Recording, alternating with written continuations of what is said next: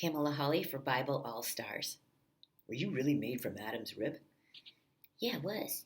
I wear that with like a badge of honor. Like ribs are important. People need ribs to breathe. It's like part of like the corpus functioning and like biohacking and like making sure you can exist. It's totally undervalued. Plus, ribs are good. They are good, especially with barbecue sauce. Why did you eat the apple? Couldn't you tell that the snake was not a good guy? Look, apples, fruits, and vegetables are an important nutritious snack. So it wasn't like the apple did everything bad to my man. I mean, Adam was still getting nutrition. It's got fiber in there. It keeps you full so you don't get overweight. So, I was helping him in some way. As far as the snake, I'm an optimistic person. You could meet a bad guy in the Garden of Gethsemane, in the Garden of Knowledge, in your backyard garden. But, I believe you have to trust at some point. You have to trust and say, I'm going to trust this guy. I'm going to trust this snake. I mean, who wants to be a cynicist? I don't want to be that. I'm a positive thinker. Do you think it's fair that you've been blamed for the downfall of humanity? I wear that badge with pride because here's the thing. Whether you're a Christian or not, everyone knows about me. Everyone knows about Eve. And it doesn't matter, everyone knows about me. I'm super famous. I would never want to give that up. It's all about me. It's all about Eve.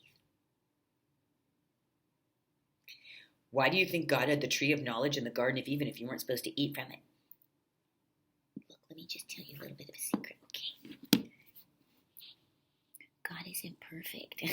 So, he's a gamer, all right? He loves to play games. So, here's Adam, here's Eve, and you're kind of doing, this multi-on-chain gaming, And he's like, Adam, meet Eve. Eve, meet Adam. And then he's like, this is going to be really boring if I don't put something fun in there.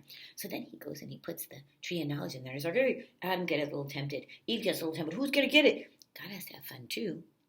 And so, therefore, he's got this garden that's, super fun. Things can happen there. I mean, thank goodness, our God is a fun God. He's not just boring. I think that's great. Our God is an engaged God. He likes to have fun. I like fun, guys. Is the Bible fair to women?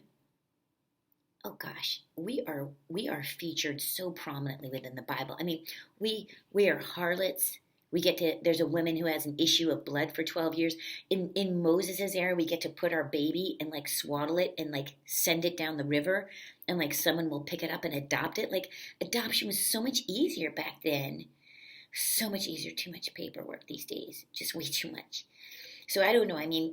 For me, I was that's really important that women were well represented. Now, the downside is that they didn't have enough foresight, shame, to have transgender and binary.